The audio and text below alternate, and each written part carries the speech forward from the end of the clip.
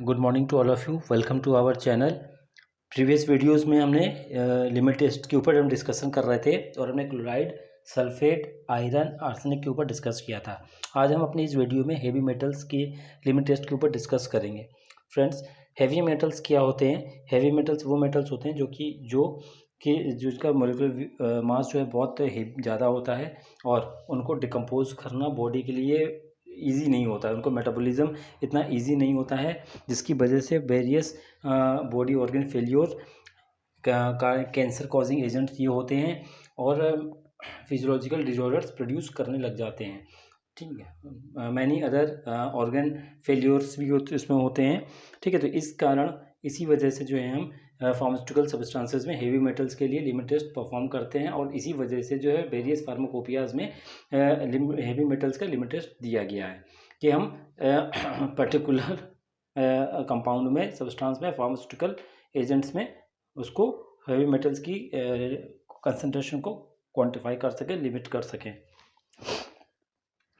अभी हम इसके प्रिंसिपल के ऊपर बात करेंगे। हेवी मेटल्स का जो लिमिट टेस्ट है उसके प्रिंसिपल इस बात पे बेस करता है कि जब भी हम हेवी मेटल्स का जो कोई इवन सैंपल है जिसमें हेवी मेटल प्रेजेंट है, उसमें जो मेटलिक इम्प्योरिटीज़ प्रेजेंट है, ठीक है, उस पर्टिकुलर फार्मास्यूटिकल सब्सटेंस में, उसका जब हम हाइड्रोजन सल्फाइड के साथ हम ट्रीटमेंट करते हैं under specified condition in the acidic medium, तो वो मेटल सल्फाइड बनाता है। ठीक है, तो ये जो मेटल सल्फाइड है ये कोलाइडल स्टेट में डिस्ट्रीब्यूटेड रहता है और ये ब्राउन कलर प्रोड्यूस करता है।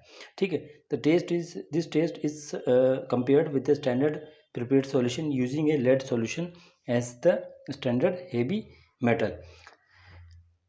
जो ये भी हेवी मेटल सल्फाइड जो ये प्रोड्यूस होता है, फॉर्मेशन होता है, ये कोलाइडल स्टेट में प्रोड्यूस होता है, डिस्ट्रीब्यूटेड रहता है और ये ब्राउन कलर प्रोड्यूस करता है सैंपल में। ठीक है, यदि ये इम्प्योरिटीज़ लिमिट से ज़्यादा है तो ये ब्राउन कलर प्रोड्यूस करेगा। ठीक, द टेस्ट सॉल्यूशन को हम स्टैंडर्ड सॉल्यूशन से प्रिपेयर करेंगे और स्टैंडर्ड सॉल्यूशन के लिए हम लेड सॉल्यूशन को यूज़ करेंगे। ठीक है, मतलब lead solution is used as a standard heavy metal.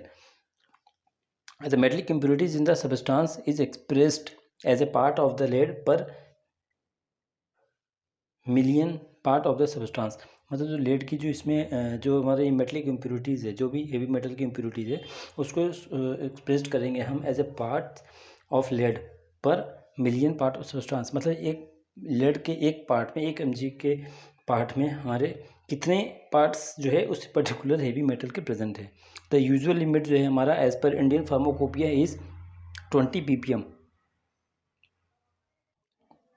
जो इंडियन फार्माकोपिया में जो लिमिट दी गई है हेवी मेटल्स के लिए, वो 20 ppm की दी गई है।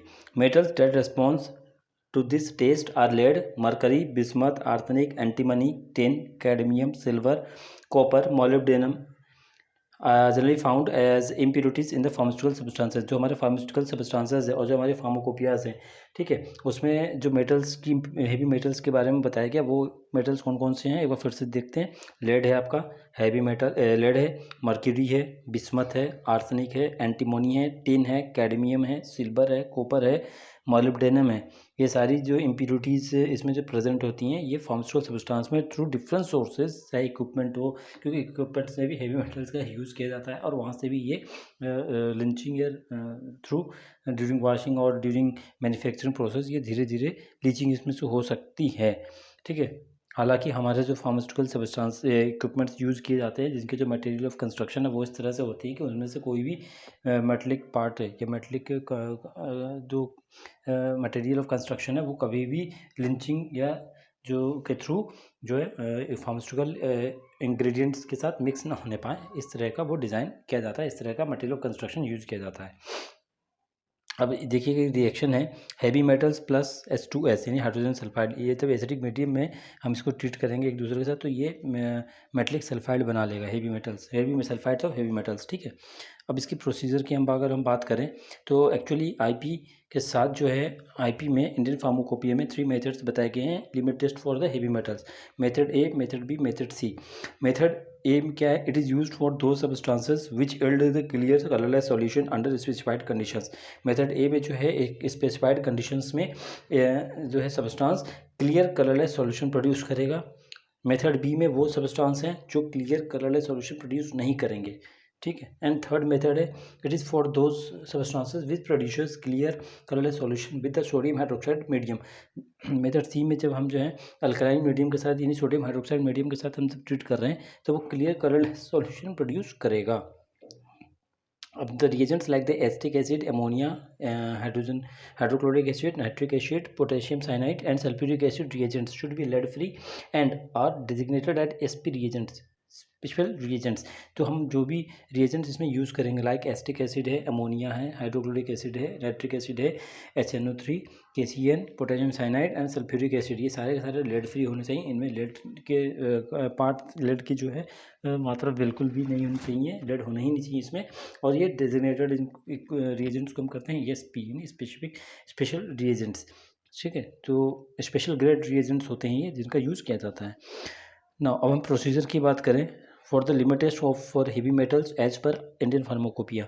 तो method one is used for the substances which gives the clear colourless solution under the specific conditions. तो इस मेथड में क्या है कि हम सॉल्यूशन टेस्ट सॉल्यूशन प्रिपेयर करेंगे और हम स्टैंडर्ड सॉल्यूशन प्रिपेयर करेंगे, फिर इन दोनों को हम एक दूसरे से कंपेयर करेंगे, ठीक है। स्टैंडर्ड टेस्ट सॉल्यूशन को बेसिकली प्रोसीजर ये है कि हम टेस्ट सॉल्यूशन को स्टैंडर्ड सॉल्यूशन से हम हमेशा कंपेयर करते हैं, ठीक है। तो हम टेस्ट सॉल्यूशन देखिए कैसे बनाएंगे। टेस्ट सॉल्यूशन के लिए हमें जो भी हमें प्रोसीजर में बनाया गया है मोनोग्राफ में, फार्माकोपिया में जो मोनोग्राफ दी गई है उसके अकॉर्डिंग हम इसको प्रिपेयर करेंगे। और उसका 25 ml यानी solution is prepared as per the monograph, individual monograph, and 25 ml is transferred in the Nessler cylinder, ठीक। Now adjust second stage is the adjustment of the pH between 3 to 4 by addition और adding dilute acetic acid SP और dilute ammonia solution SP। मतलब हम pH का जो sample है हम उसका pH एडजस्ट करेंगे 3 to 4 के बीच में। कैसे? अगर हमारे अल्कलाइन है तो उसमें एसिटिक एसिड ऐड करेंगे लेड फ्री SP ग्रेड का, और अगर वो एसिटिक है तो उसमें डाइल्यूट एमोनिया सॉल्यूशन ऐड करेंगे SP ग्रेड का, नहीं लेड फ्री ग्रेड का, ठीक है। उसके साथ जो हम वाटर ऐड करेंगे डिस्टिल वाटर यानी 35 ml हम वॉल्यूम इसका मेकअप करेंगे, ठीक है। Now then add freshly prepared 10 ml of the hydrogen sulphide solution. उसके बाद जब हम 35 ml हम उसमें ऐड कर लेंगे, वो ऐड करने के बाद जो है उसमें 10 ml hydrogen sulphide freshly prepared solution उसमें हम ऐड करेंगे। नाउ डाइल्यूट विद वाटर, उसके बाद हम वाटर को ऐड करेंगे और हम उसको 50 ml तक मेकअप करेंगे, ठीक। मेकअप करने के बाद वो जो सॉल्यूशन है हमारा रिएक्शन मिक्सचर को हम 5 मिनट्स के लिए एज सच छोड़ देंगे, means allowed to stand for the 5 minutes. View downwards over a white surface, एक पीछे वाइट बैकग्राउंड या नीचे वाइट सरफेस हम लेके लगा लेंगे। उसके बाद हम उसको ऑब्जर्व करेंगे डाउनवर्ड्स, नीचे नीचे की तरफ से, ठीक है। सिमिलरली हम स्टैंडर्ड सॉल्यूशन के लिए क्या करेंगे कि 2 ml हम स्टैंडर्ड 2 ml जो स्टैंडर्ड लेड सॉल्यूशन हम लेंगे और उसको हम डाइल्यूट करेंगे 25 ml वाटर के साथ। उसका भी हम एडजस्ट करेंगे pH 3 to 4 बाई टेकिंग और adding dilute acetic acid SP grade और dilute ammonia solution SP grade. उसके बाद थर्ड स्टेज में हम डाइल्यूट करेंगे वाटर 35 ml के साथ, डिस्टिल वाटर ऐड करेंगे और 35 ml तक मेकअप करेंगे। नाउ फोर्थ स्टेज में add freshly prepared 10 ml of the hydrogen sulphide solution. उसके बाद हम जो है उसको freshly prepared solution hydrogen sulphide को जैसे हमने वहाँ ऐड किया था टेस्ट सॉल्यूशन के लिए, उसी प्रोसेस को हम फॉलो करेंगे और 10 ml हम हाइड्रोजन सल्फाइड सॉल्यूशन ऐड करेंगे। उसके बाद हम डाइल्यूट करेंगे डिस्टिल वाटर से 50 ml तक। उसको सॉल्यूशन को भी हम जो है 5 मिनट्स के लिए ऐसे ही हम ऐसा उसको छोड़ देंगे ताकि रिएक्शन मिक्सचर अपने रिएक्शंस कंप्लीट कर सके। View downwards over the white surface, ठीक है। नाउ इसका ऑब्जर्वेशन में क्या है, the colour produce in the sample solution should not be greater than the standard solution. If the colour produce in the sample solution is less than the standard solution the sample will pass the limit test for heavy metals and vice versa. यदि जो colour produce हुआ है, जो brown colouration produce हुआ है, अगर वो standard से ज़्यादा नहीं है, इट मीन्स सैंपल जो है हमारा लिमिट टेस्ट हैवी मेटल्स का पास कर रहा है। और यदि टेस्ट सैंपल का सॉल्यूशन का जो अगर हमारा कलर जो है इंटेंसिटी है वो स्टैंडर्ड से ज़्यादा है, दैट मीन्स हमारा लिमिट टेस्ट जो हैवी मेटल्स के लिए गिवन सैंपल के लिए वो फेल हो रहा है। ना अगर हम मेथड 2 की बात करें, method 2 is used for the substance which do not give clear colourless solution under the specific conditions, ठीक है। उन सब्सटेंस के लिए हम यूज़ करेंगे जो कि एक स्पेसिफिक कंडीशन में, जो कि जैसे कि मोनोग्राफ में मेंशन किया हुआ है, उसमें क्लियर कलरलेस सॉल्यूशन प्रोड्यूस नहीं करेगा, ठीक है। तो इसके लिए हम टेस्ट सॉल्यूशन के लिए क्या है देखिए कैसे बनाएंगे। Weighing specific quantity of the test substance को वे कर लेंगे, उसको हम मॉइस्चरिंग करेंगे सल्फ्यूरिक एसिड के साथ and ignite on the low flame until completely cheered in A crucible. हम जो है सैंपल ले लिया हमने, सैंपल लेके हम उसको सल्फ्यूरिक एसिड में ऐड करेंगे। ऐड करने के बाद उसको जो है हम क्रूसिबल ले लेंगे, उसमें हम उसको हल्के फ्लेम पे इग्नाइट करेंगे, जलाएंगे। जलने के बाद तब तक हम उसको जलाएंगे जब तक वो चीयरिंग की आवाज़ उसमें से चियर्ड ना हो जाए, यानी थोड़ा सा रफ टाइप का ना हो जाए, ताकि ईजिली हम उसको ब्रेक कर सकें। ठीक है, चीयरिंग का मतलब ये होता है। उसके बाद हम उस सैंपल में हम जो है चीयरिंग जो ऐश टाइप का आएगा उसमें हम फ्यू ड्रॉप्स नाइट्रिक एसिड का HNO3 का ऐड करेंगे और उसको 500 डिग्री सेल्सियस तक हीट करेंगे।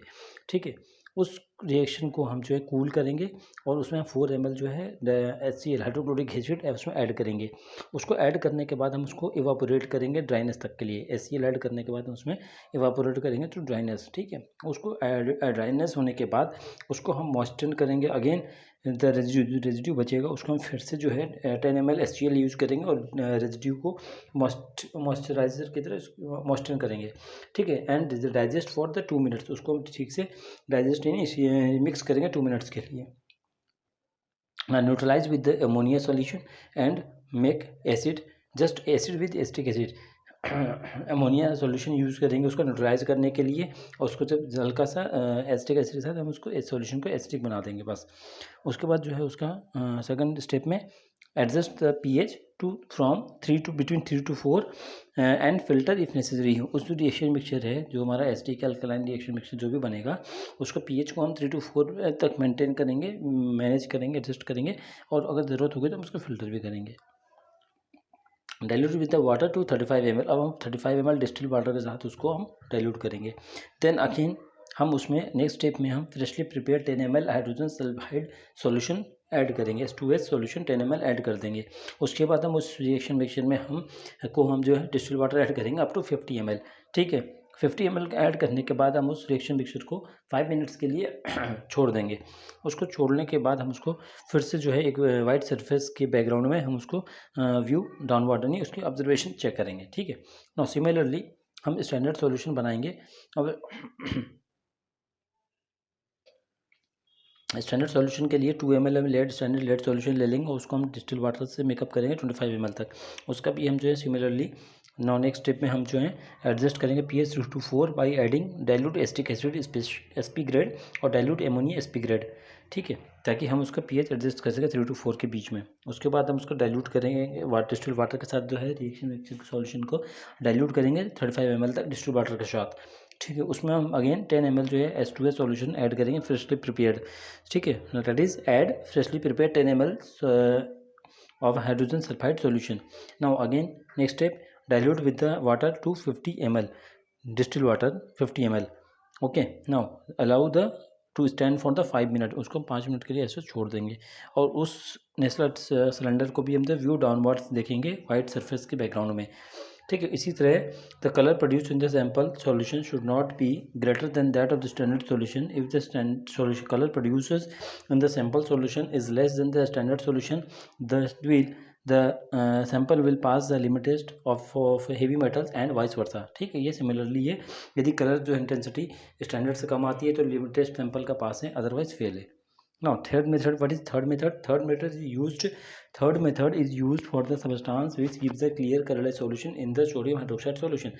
तो थर्ड मेथड है हमारा वो क्लियर कलरलेस सॉल्यूशन प्रोड्यूस करेगा इन सोडियम हाइड्रोक्साइड सॉल्यूशन के लिए। इसके लिए हमें क्या करना है, नेस्टर सिलेंडर लेना है, उसमें हम सॉल्यूशन बनाएंगे एज पर मोनोग्राफ, जो भी हमारा इंडिविजुअल मोनोग्राफ में जिसका भी हम प्रोसीजर फॉलो कर रहे हैं, जो इस फार्माकोपिया का भी उसका मोनोग्राफ में जो भी मेथड दिया हुआ है उसका हम सॉल्यूशन प्रिपेयर करेंगे और उसको हम नेस्टर सिलेंडर में बना लेंगे। उसको हम 25 ml ले लेंगे।